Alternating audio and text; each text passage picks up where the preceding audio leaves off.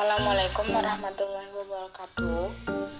Hai teman-teman semua, kami dari kelompok 10 yang beranggotakan Deovani Beretta Rigan, Lailia Zikianisa, dan Siti Azahra. Di sini kami akan sharing tentang ringkasan dan resensi mata kuliah Bahasa Indonesia dengan dosen pengampu Ibu Ana Widyastuti. Pembahasan yang pertama yaitu mengenai ringkasan. Menurut Istriani tahun 2009, ringkasan adalah sebuah cara menyajikan karangan dalam bentuk singkat dengan mempertahankan urutan isi dan sudut pandang pengarang aslinya. Ringkasan sendiri mempunyai pengertian yaitu menyajikan kembali sebuah tulisan yang panjang ke dalam bentuk yang pendek. Meringkas dapat dilakukan terhadap berbagai jenis teks, diantaranya yang pertama ringkasan pada buku novel, yang kedua ringkasan pada buku laporan tahunan, dan yang ketiga ringkasan pada sebuah bab dalam suatu buku. Untuk dapat meringkas dengan baik, cara yang biasa penulis lakukan adalah menghilangkan segala macam hiasan dalam teks yang akan diringkas. Yang dimaksud hiasan di sini dapat berupa ilustrasi atau contoh, keindahan gaya bahasa, dan penjelasan yang terperinci. Terdapat beberapa kriteria dalam suatu ringkasan, yaitu harus mempertahankan urutan pikiran dan cara pandang penulis asli. Penulis harus bersifat netral, tidak memasukkan pikiran atau ide maupun opininya ke dalam ringkasan yang dibuatnya. Ringkasan yang dibuat haruslah mewakili gaya asli penulisnya, bukan gaya pembuat ringkasan.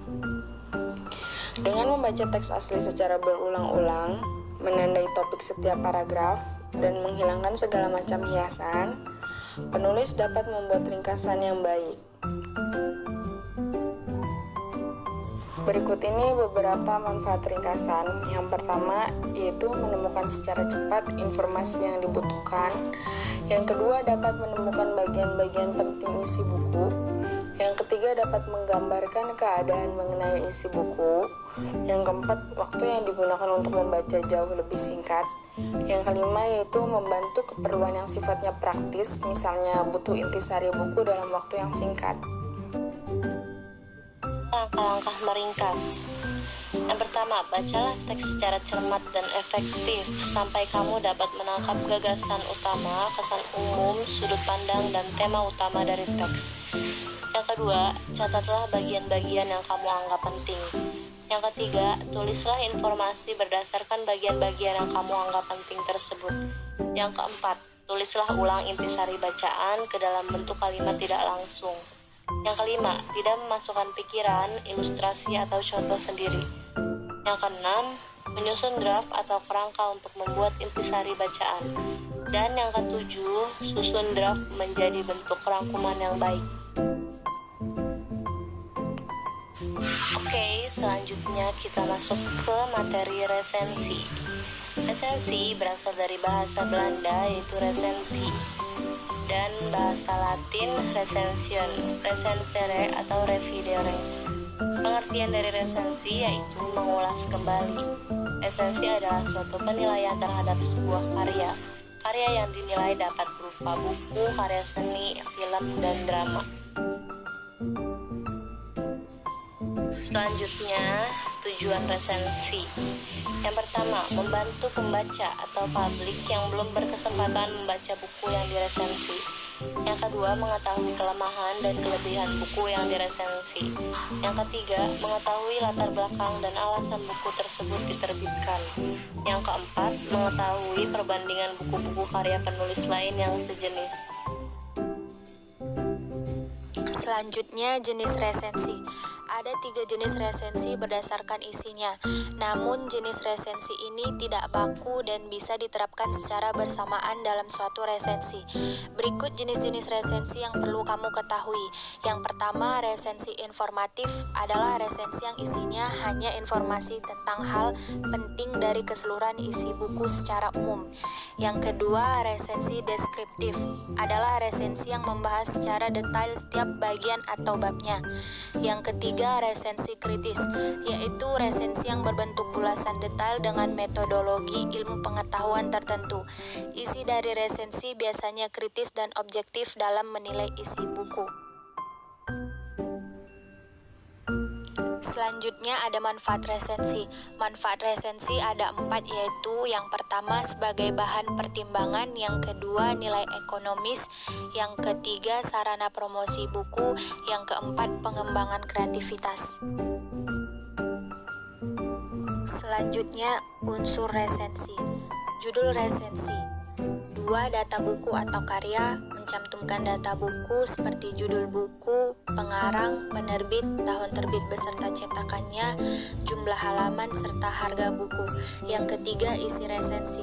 Berisi sinopsis, ulasan singkat, dan akan lebih baik jika dilengkapi dengan kutipan singkat dari karya yang diresensi.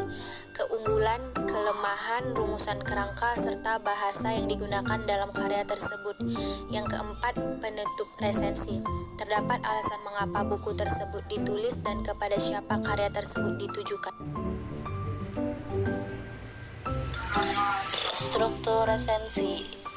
Pertama ada identitas, mencakup judul, pengarang, penerbit, tahun terbit, tebal halaman, serta ukuran buku. Yang kedua ada orientasi. Bagian ini umumnya terletak di paragraf pertama. Isinya berupa penjelasan tentang kelebihan buku, seperti penghargaan yang pernah didapatkan oleh buku yang diresensi. Yang ketiga ada sinopsis, sebuah ringkasan yang menggambarkan pemahaman penulis terhadap isi karyanya. Yang keempat ada analisis, yaitu paparan tentang keberadaan unsur-unsur cerita seperti tema, penokohan, serta alur.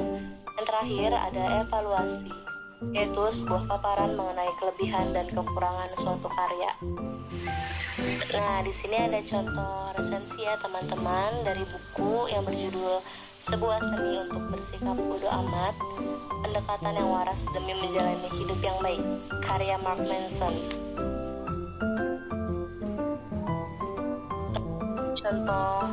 Contoh dari resensi yang ada identitas bukunya berisikan judul buku, pengarang, penerbit, tanggal terbit, ISBN, tebal halaman, lebar, dan panjang, dan disertai sinopsis buku.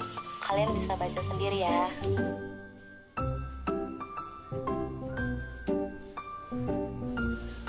Lalu ada isi resensi.